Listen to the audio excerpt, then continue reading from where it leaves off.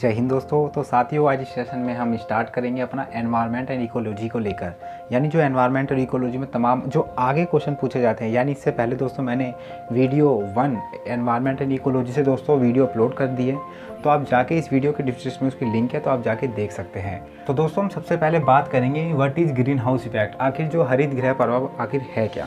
तो दोस्तों बड़े ईजिली से मैं आपको बताऊंगा यहाँ पर फिगर के साथ। जैसे आपको यहाँ पर पृथ्वी, पौधे, सूर्य सब दिख रही होगी, बट इनको हम सही सेंस से कैसे समझेंगे, और दोस्तों आपको बिल्कुल अच्छे से मैं समझाऊंगा हरित गृह प्रभाव होता क्या है। तो दोस्तों हमें पता है कि जो हमारा प्लेनेट है पृथ्वी तीसरे नंबर है, यानी सूर्य से तीसरे नंबर पर स्थित है, ठीक है। और चौथे पे दोस्तों क्या है, मंगल है। यानी जो हम कह सकते हैं कि जितना पृथ्वी का नेचर है, मतलब जो भी आकृति है वही दोस्तों क्या मंगल की है, ठीक है। ये भी थोड़ा ध्यान रखना। इसलिए दोस्तों वर्तमान में ये जो नासा है अमेरिका की कंपनी, तो दोस्तों वो सोच रही है कि मतलब कुछ सालों बाद जो आपका मंगल है वहाँ पर दोस्तों क्या मानव को भेजना, यानी जो मानव वहाँ रह सके, वो ऐसी प्रचार कर रही है, वो भेजेगा भी, उसने अनाउंस भी कर दिया है, ठीक है। तो हम दोस्तों हमारा समझने का मतलब ये है कि हरित गृह प्रभाव आखिर कहते किसे हैं। तो आइए देख लेते हैं।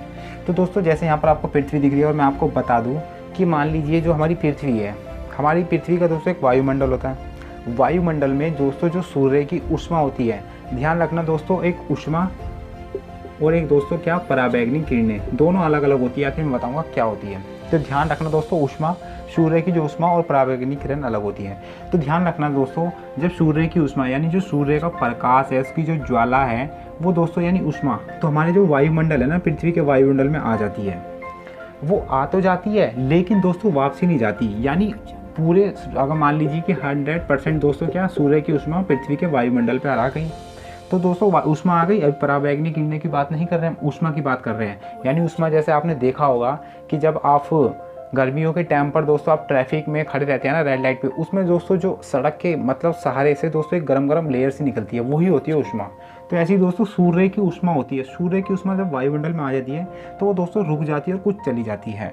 तो कुछ रुक जाती है ना दोस्तों, वो क्या अपना आप में घर बना लेती है ऊष्मा पृथ्वी पर, तो दिखाई नहीं देती, लेकिन वो क्या है हम वहाँ रहती है, जिससे क्या दोस्तों हमें पता चलता है कि गर्मी सर्द का हमें पता चलता है, ठीक है। ये तो दोस्तों ऊष्मा वायुमंडल पर, सूर्य की जो ऊष्मा है वायुमंडल पर अपना प्रभाव जमा लिया यहाँ पर, ठीक है। उसके बाद क्या होता है कि जो सूर्य की अल्ट्रा वायलेट किरण है, जो ये आती है सूर्य की अल्ट्रा वायलेट किरण दोस्तों, जो ये वायुमंडल से होते हुए, यानी वायुमंडल यानी जो ऊष्मा यही रहता है, और दोस्तों जो हमें पता है कि गर्म करेगा, तो यही सी बात है, गर्म करेगा कोई भी चीज़ आएगी तो आराम से आर पार जा सकती है। तो ऐसे में दोस्तों जो ऊष्मा है, यानी जो ऊष्मा पृथ्वी के वो वायुमंडल पर कब्जा कर रखा है, तो जो पराबैंगनी किरणें आती है तो दोस्तों इसे टकरा के आती है, तो दोस्तों इसमें छेद करके आ जाती है, और ये दोस्तों पृथ्वी पर आराम से आ जाती है ना। ये पृथ्वी पर आराम से आ जाती है, कौन सी, अल्ट्रा जो पराबैंगनी किरणें हैं। अब ये होगा क्वेश्चन कि जो पृथ्वी पर तो आ जाती है, लेकिन दोस्तों ये क्या है, पृथ्वी से वापसी नहीं जा पाती। वो क्यों नहीं जाती, वो हम पढ़ेंगे दोस्तों। जो ग्रीन हाउस इफेक्टेड गैस है, यानी carbon dioxide, methane, night oxide, chlorofluorocarbon, ये जो तमाम ऐसी गैसें हैं जो पराबैंगनी यानी जो हमारी ओजोन लेयर है उसको दोस्तों घटाने की कोशिश कर रही है। ये जो मीथेन यानी जो ग्रीन हाउस गैस है, methane, carbon dioxide, night oxide, chlorofluorocarbon और जलवाष्प, तो ये 5 ऐसी गैसें हैं जो मतलब पराबैंगनी किरण जो आती तो है, लेकिन ये जो 5 सभी गैसें वापसी जाने नहीं देती, पराबैंगनी किरणों को यहीं रोकले रखती है, जिसके कारण दोस्तों हमारा जो वायुमंडल है गर्म होता जाता है। गर्मी में आपने देखा हो कितना गर्म हो जाता है ना, इस समय कितना गर्म हो जाता है। तो ऐसे में दोस्तों हमारे जो सूर्य है यानी जो पृथ्वी है उस पर इतनी गर्मी हो जाती है कि पेड़ पौधे जल रहे हैं, कुछ मतलब जो पेड़ है सूख रहे हैं, पानी नहीं मिल पा रहा, और जो हमारा भूमिगत जल होता है उसे भी सुखा देता है। तो यही जो 5 गैसें हैं मैंने आपको बता दिया, जलवाष्प, कार्बन डाइऑक्साइड, मीथेन, है ना, और नाइट ऑक्साइड, तो ये तमाम गैसें दोस्तों पराबैंगनी किरणों को रोकने नहीं देती, और ऐसे में दोस्तों जो पराबैंगनी किरणें नहीं वापसी जा पाती है।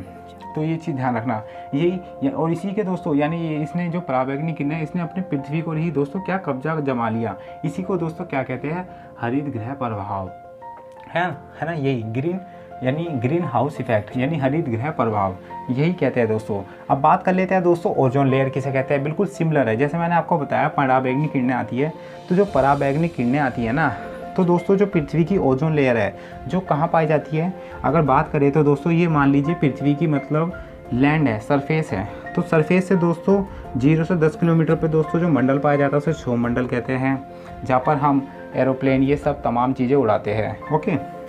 बात करें तो दोस्तों 0 से यानी जो 10 किलोमीटर से 50 किलोमीटर के बीच में जो है ना दोस्तों ओजोन लेयर पाई जाती है। मतलब मोस्टली तो दोस्तों 20 या अराउंड 30 किलोमीटर के आसपास जाती है। तो ध्यान रखना दोस्तों यानी 10 से 50 के बीच में जो 30 या 20-30 किलोमीटर पर दोस्तों क्या ओजोन लेयर पाई जाती है।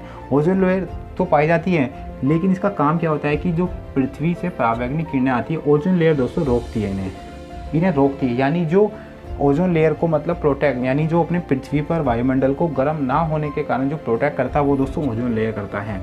तो ऐसे में दोस्तों ओजोन लेयर को ना 5 गैसें है जो मतलब पराबैंगनी किरणों को एक आने देती है अंदर। यानी दुश्मन मान लीजिए कि जो 5 गैस है ना ओजोन लेयर की दुश्मन है, जिसके कारण दोस्तों जो ओजोन यानी जो 5 गैस है वो पराबैंगनी किरणें की दोस्त है और अपने दोस्तों को अंदर आने देते हैं। यानी ये द्वार है, इस द्वार को हटा देते हैं पराबैंगनी किरणें, यानी जो 5 गैसें हैं ओजोन लेयर। तो ओजोन लेयर दोस्तों क्यों घट रही है? इन 5 गैसों के कारण। इतनी वाष्पीकरण कर रहे हैं, पोल्यूशन हो रहा है दोस्तों, क्लोरोफ्लोरोकार्बन हो रहा है, पंखा, लाइट, ये सभी क्या दोस्तों क्लोरोफ्लोरोकार्बन के कारण हो रहा है। तो ऐसे में दोस्तों जो ओजोन लेयर है हमारी पतली होती जा रही है और उससे तमाम जो पराबैंगनी किरणें हमारे भारत में यानी जो वायुमंडल पर आ रही है और गर्म होती जा रही है, जिसके कारण दोस्तों स्किन कैंसर पाए जाते हैं। तो ध्यान रखना दोस्तों, वर्ल्ड में जो सबसे ज़्यादा स्किन कैंसर पाए जाते हैं ना, तो ऑस्ट्रेलिया में पाए जाते हैं, क्योंकि वहाँ पर सबसे ज़्यादा ओजोन लेयर का मतलब है ही नहीं। ओजोन लेयर दोस्तों एक परत होती है, एक परत होती है, ऐसे मान लीजिए कि यहाँ से जो किरणें आ रही है उनको रोकती है। तो ये ध्यान रखना। बात करें तो दोस्तों 50 किलोमीटर उससे ज़्यादा है ना तापमंडल आते हैं, तो यहाँ पर तो दोस्तों कोई हम कह सकते हैं कि एरोप्लेन तो उड़ ही नहीं सकते यहाँ पर, क्योंकि ऑक्सीजन की जो अमाउंट है वो कम होती रहती है। तो ये था दोस्तों क्या ओजोन लेयर, यानी ओजोन लेयर। और ओजोन लेयर की कमी मैंने आपको बता दी किन कारणों से होती है दोस्तों, क्लोरोफ्लोरोकार्बन, जल वाष्प, मीथेन, नाइट ऑक्साइड, इन तमाम गैसों के कारण ओजोन लेयर की कमी होती है और हरित गृह भी प्रभाव इन कारणों की वजह से ही बनता है। तो ये उम्मीद करता हूँ कि समझ गए होंगे what is green house effect, ozone layer और दोस्तों ओजोन लेयर की कमी। तो बात कर लेते हैं दोस्तों जल चक्र, यानी जो वाटर साइकिल है। ठीक है, आपको पता होगा दोस्तों, आपने साइंस में पढ़ा होगा कि जो हमारा एग्जिस्टेंस है, यानी हमें जो पृथ्वी पर जो भी चीज़ पाई जाती है वो 3 स्टेज में पाई जाती है, लिक्विड, सॉलिड और गैस। तो ऐसे में दोस्तों जो वाटर है, यानी जो वाटर ऐसी चीज़ है जो तीनों में पाया जाता है, लिक्विड, गैस और दोस्तों क्या सॉलिड। तो तीनों गैसों में पाया जाता है, लिक्विड द्रव में, गैस में और सॉलिड जो द्रव में, यानी जो जल है तीनों पाया जाता है। कैसे? आपको पता होगा जल अगर हम उसे जमा देंगे तो दोस्तों वो ठोस हो जाएगा, है ना, ठोस हो जाएगा, बर्फ जम जाएगी, तो वो दोस्तों सॉलिड में हो गया। सॉलिड होने से पहले वो दोस्तों किस अवस्था में था? लिक्विड में था।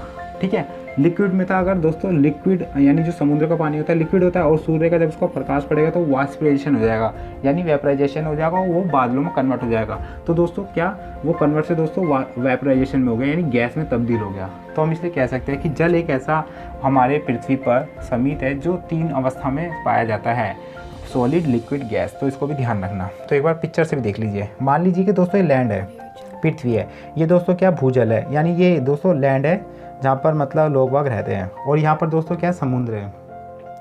तो दोस्तों हमें पता है कि पृथ्वी के अंदर भी और पृथ्वी के मतलब पूरी जो पृथ्वी है पूरी तरह दोस्तों जल से ढकी हुई है, लेकिन फिर भी 97% दोस्तों क्या भारत में जल है, लेकिन 3% ही दोस्तों लैंड है। ध्यान रखना इस चीज़ का, है ना। तो दोस्तों क्या है भूजल, यानी जो भूमि वाला जल है दोस्तों रिसाव होता है, तो दोस्तों वो मतलब यही होता है जल सी में। तो जब सी यानी जो सूर्य का प्रकाश पड़ता है तो दोस्तों क्या जो ये जल है वाष्पीकरण हो जाता है, यानी वेपराइजेशन हो जाता है, तो दोस्तों कन्वर्ट हो जाता है जल वाष्प में, और जल वाष्प दोस्तों बाद में कन्वर्ट हो जाता है बादल में बन जाते हैं। बादल में दोस्तों बन जाते हैं, और हमें पता है कि बादल में जब ज़्यादा अमाउंट में पानी हो जाता है तो दोस्तों क्या बारिश करते हैं। तो दोस्तों जो हिमपात होते हैं, जैसे ऊँचे ग्लेशियर वाले, जैसे जम्मू कश्मीर का मान लीजिए, है ना, ये सभी दोस्तों वहाँ पर तमाम ग्लेशियर होते हैं जैसे हिमपात में, है ना।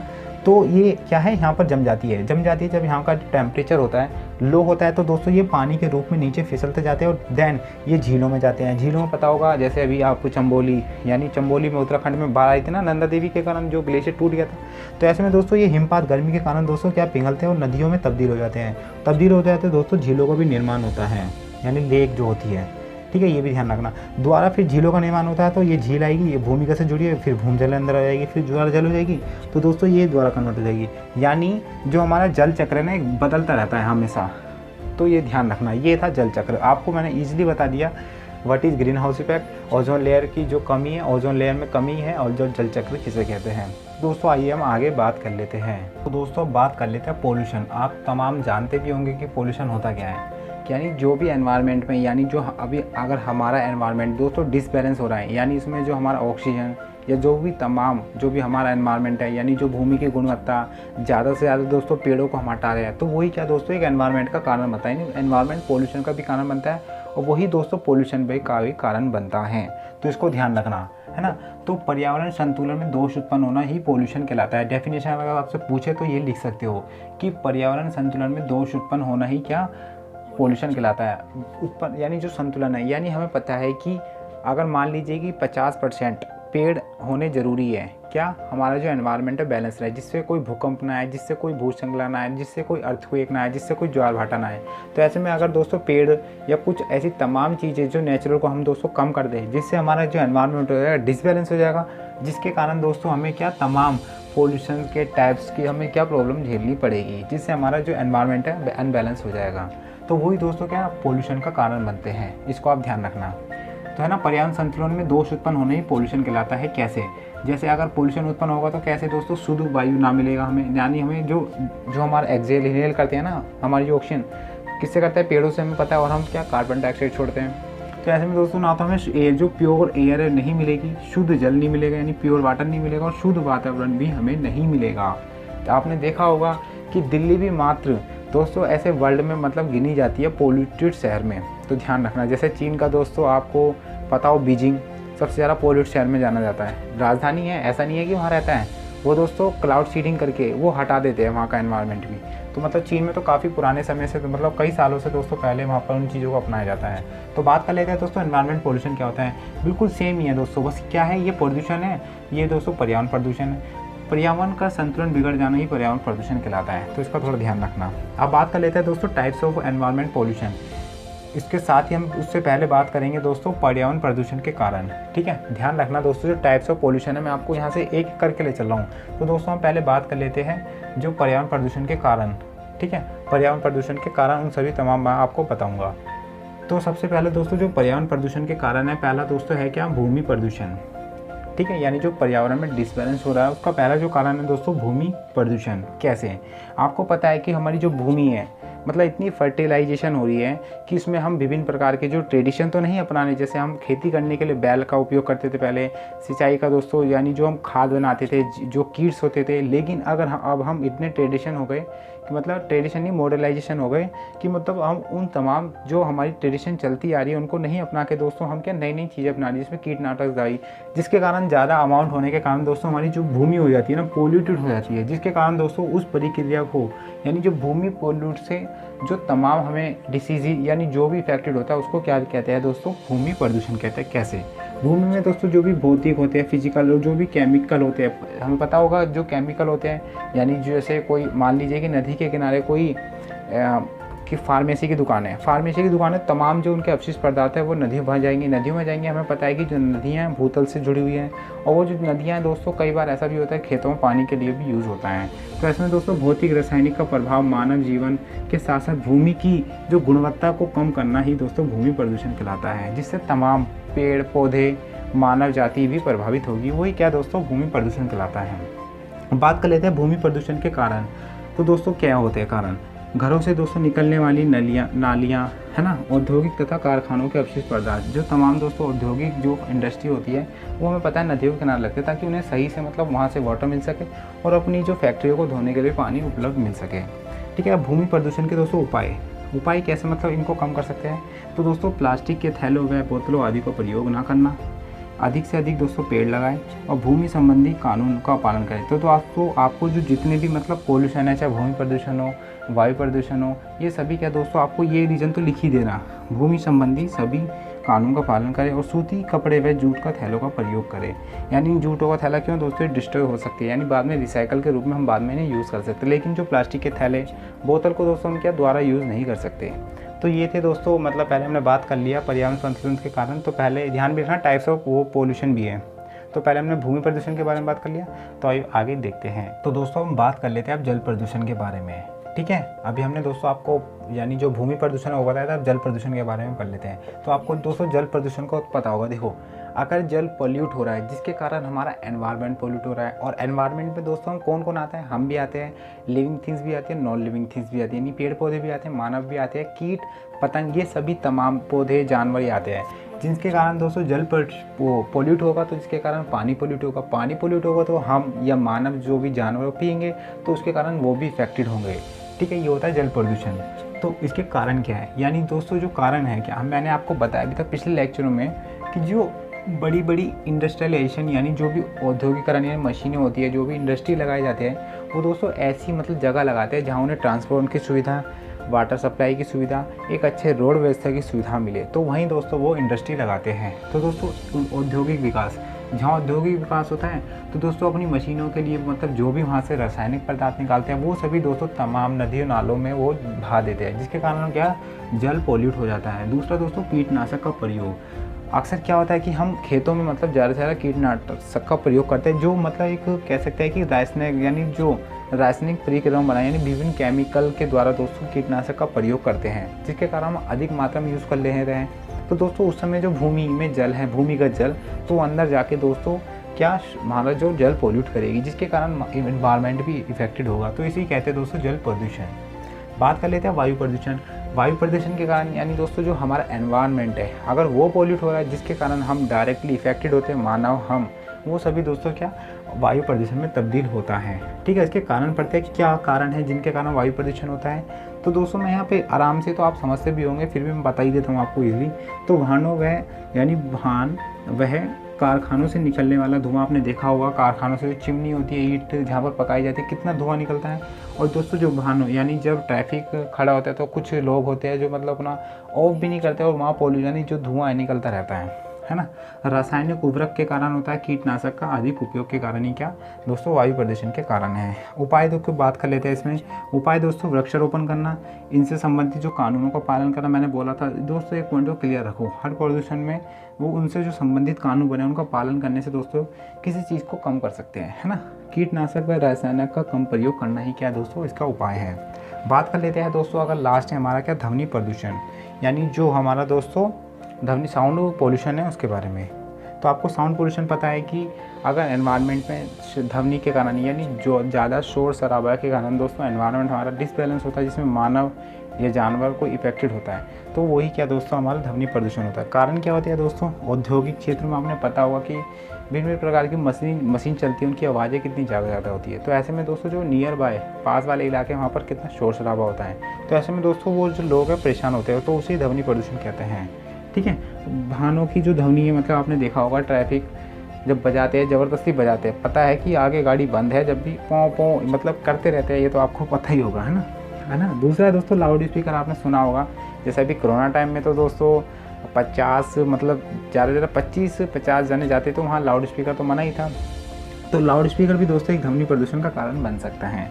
बात कर लेते हैं विस्फोट की ध्वनि, यानी जो हम कोई भी मतलब जैसे परमाणु परीक्षण करते हैं तो उस समय जो विस्फोट है यानी कुछ चीज़ बम विस्फोट कर रहे हैं, तो नियर बाय जो भी इलाका है दोस्तों वहाँ पर ध्वनि भी ज़्यादा होगी। और हमें पता है कि विस्फोट की दोस्तों डायरेक्टली ध्वनि सॉइल एयर सब पे मतलब पोल्यूट होता है, सभी वो उस पे है ना पोल्यूशन पे। इसके उपाय क्या है दोस्तों, घरों में टीवी व संगीत दोस्तों कम आवाज़ में सुनो या सुनो ही मत, है ना। लाउड स्पीकर का दोस्तों क्या प्रयोग ना करें, है ना। वाहनों से दोस्तों कम ध्वनि शोर करें, जब भी हम ट्रैफिक में फंसे हो तो ज़बरदस्ती नहीं हॉर्न बजाए जा रहे हैं, रुक जाओ, ये होता है दोस्तों क्या ध्वनि प्रदूषण। तो बात कर लेते हैं इस क्वेश्चन में, जो क्वेश्चन पूछे भी जाते हैं कि वाई इज़ इम्पोर्टेंट फॉरेस्ट, यानी जंगल क्यों महत्वपूर्ण है। अगर दोस्तों आपसे पूछा जाए कि जंगल क्यों महत्वपूर्ण है, तो अगर आपसे मैं पूछूं तो आप अलग अलग इसका जवाब दोगे या अलग अलग आप सोचोगे, ठीक है ना। तो जंगल क्यों महत्वपूर्ण है दोस्तों, हमें पता है कि एक हम कह सकते हैं कि डेली लाइफ का पार्ट बन चुका है। अगर हम रह रहे हैं सो रहे हैं दोस्तों, मान लीजिए कि जो बोर्ड है ये भी दोस्तों इसमें तमाम लकड़ियाँ पीछे मतलब जुड़ी हुई है, हम जिस पर सोते हैं बेड वो भी तमाम लकड़ी का बना हुआ है, मतलब इसलिए हमारी डेली लाइफ में दोस्तों एक दिनचर्या में यूज़ होता है। लेकिन अगर इसे डीमेरिट देखे जाए तो दोस्तों यही जो हमारे क्या जो जीव जंतु हैं उनको हम एक्सप्लोटेशन कर रहे हैं। कैसे दोस्तों, जो जीव यानी जो जंगल है दोस्तों उनको रहने का स्थान है, रूरल एरिया यानी जो अर्बनाइजेशन में नहीं रह सकते जंगल, तो ऐसे में जो जानवर है ऐसे में दोस्तों वो जंगलों में रहते हैं, यानी क्या हैबिटल एरिया, उनको अगर हम यूज़ ले रहे हैं अपना काटते हैं और पिलंग के रूप में दोस्तों हम सेकेंडरीज फॉर्म में लाके उसको उपयोग कर रहे हैं, तो ऐसे में दोस्तों हम उनका एक्सप्लॉइटेशन कर रहे हैं। जैसे मानव के जो राइट्स का एक्सप्लॉइटेशन करता है, वैसे ही तमाम ही दोस्तों क्या जंगलों में हम उनके जो रहने की व्यवस्था को एक्सप्लॉइटेशन करते हैं अपने यूज़ में लाके। तो ये ध्यान रखना। बात कर लेते हैं कि what is the benefit of forest, यानी जंगलों से क्या लाभ है। ध्यान रखना दोस्तों, क्वेश्चन पूछा भी जाता है एनवायरमेंट इकोलॉजी में, पूछ भी लेता है। तो व्हाट इज़ द बेनिफिट, यानी हमें इससे क्या बेनिफिट है। जैसे मैंने आपको बताया तो यही है, बाकी आप देख सकते हो। तो दोस्तों जंगलों से क्या लकड़ी पैदा कर सकते हैं, जंगलों से दोस्तों हम घास पैदा कर सकते हैं, जंगलों के कारण ऑक्सीजन हमें मिलती है तो पता है, जंगलों से दोस्तों लकड़ी जलाकर उसमें पैदा करते हैं, और दोस्तों जंगलों से हमें दोस्तों क्या छाया प्रदान भी होती है, आपको पता भी होगा, है ना। ये भी ध्यान रखना। अब दोस्तों जो नेक्स्ट क्वेश्चन है क्या है, वाइल्ड लाइफ, यानी जो वन्य जीव है। वन्य जीव दोस्तों क्या होते हैं, वन्य दोस्तों आपको पता होगा वन यानी फॉरेस्ट, है ना, और जीवन यानी जो वन्य जीव है, ये ध्यान रखना दोस्तों, वन्य जीव जीवन, है ना, वन्य जीवन यानी वन्य जीवन जो वन यानी जो वन में रहने वाले जीव जंतु हैं, उन्हें दोस्तों क्या वाइल्ड लाइफ कहते हैं। यानी इसमें जो जीवन यापन करते हैं, जो उसमें कौन कौन आते हैं, मानव भी आते हैं, मतलब जो आदिवासी रहते हैं, लेकिन ज़्यादा जो मतलब रहते हैं, अगर मैं बात करूँ तो जैसे पेड़ पौधे, जानवर, कीड़े मकोड़े, वो तमाम सभी एनिमल यानी जो वाइल्ड लाइफ कहलाते हैं। तो वन्य जीव महत्वपूर्ण क्यों है, ये भी आप आराम से लिख देना, कोई दिक्कत नहीं है।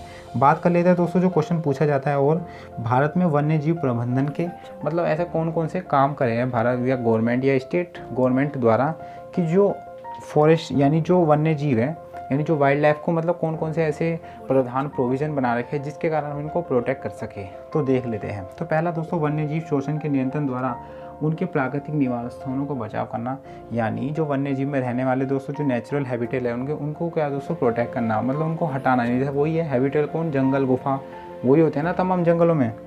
दूसरा बात कर लेते हैं, कानून के माध्यम से संरक्षण प्रदान करना, यानी जो भी इनके रिलेटेड कानून बने हैं, जो एक्ट लॉ बने हैं, उनके तमाम इनको देख के क्या इनका हम क्या प्रोटेक्शन करेंगे। तीसरा दोस्तों, संरक्षित क्षेत्र, यानी जो वन्य जीव होते हैं उनके जो संरक्षित क्षेत्र होते हैं, उद्यानों, अभयारण्यों में दोस्तों सुरक्षित वनों का रखरखाव करना, यानी जो अभयारण्य होते हैं ना, है ना, नेशनल पार्क होते हैं, उनमें दोस्तों क्या एक पर्टिकुलर दोस्तों हैबिटेट होता है, यानी जो नेचुरल्स एनिमल होते हैं, यानी जो नेचुरल नहीं कि मतलब जो भी पाए जाते हैं एनिमल्स, तो वो सभी दोस्तों उनका हैबिटेट होता है जो अभयारण्य। वहीं पर दोस्तों उनको गवर्नमेंट खाने की व्यवस्था, रखाव, मरीज वरीज सब उनको चिकित्सा मिलती है। चौथा बात कर लेते हैं दोस्तों, शिकार व तस्करी पर रोक लगाना, यानी जो जानवरों का शिकार होता है, तस्करी पर रोक लगाना। लकड़ियों की भी दोस्तों क्या तस्करी होती है, बड़ी बड़ी जो लकड़ियाँ होती है, मतलब जो महत्वपूर्ण होती है, शीशम की लकड़ी, ऐसे इनका तस्करी होती है ना। आम नागरिकों में इनके प्रति जागरूकता करना। आम नागरिक वो दोस्तों मतलब इन चीज़ों को समझते नहीं है कि अगर हम काटेंगे तो डिसबैलेंस हो जाएगा, जिससे दोस्तों मानव के साथ साथ दोस्तों जानवर हैं वो भी प्रभावित होगा। तो ये दोस्तों तमाम यहाँ पर ये मतलब जो भारत में वन्य जीव प्रबंधन के कारण एक्शन लिए जाते हैं। तो दोस्तों एक और ध्यान रखना कि भारत में जो सबसे पहला नेशनल पार्क है वो कौन सा था, तो ध्यान रखना दोस्तों जिम कॉर्बेट, आपको पता भी होगा, है ना, जिम कॉर्बेट में, जो कहाँ पर है दोस्तों, उत्तराखंड में। ये भी आपको ध्यान रखना। तो दोस्तों यही था, इस वीडियो में मैंने बिल्कुल ख़त्म कर दिया कि जो हमारा एनवायरनमेंट एंड इकोलॉजी था, पर्यावरण और परिस्थितिकी, यही नॉर्मल दोस्तों रहता है। मैंने आपको बताया था 12 नंबर का करीब। तो उम्मीद करता हूँ कि आपको ये पूरा सेशन समझ के आ गया होगा। और मैंने दोस्तों जो एनवायरनमेंट की सीरीज़ है बिल्कुल कंप्लीट हो गई है, तो नेक्स्ट वीडियो में अपना हम नेक्स्ट चैप्टर करेंगे।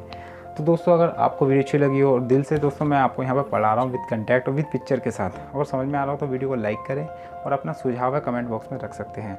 ध्यान रखना दोस्तों हमारे डिस्क्रिप्शन में इसका टेलीग्राम पेज है, तो आप वहाँ से भी जाके जुड़ सकते हैं ताकि आपको जो भी नोटिफिकेशन अपडेट मिलती रहे।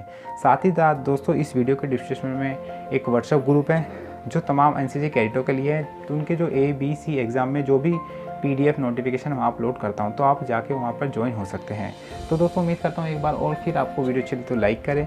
जो भी हमारी पहली बार चैनल को देख रहा है, जिन्होंने चैनल को सब्सक्राइब नहीं करा तो चैनल को सब्सक्राइब कर लीजिए और बगल में बेल आइकन को दबाना ना भूलें, ताकि जो भी तमाम वीडियो मैं आपको अपलोड करता रहूँ तो उसको मिलती रहे। तो दोस्तों नेक्स्ट वीडियो के लिए जब तक के लिए बाय बाय, टेक केयर, जय हिंद, जय भारत।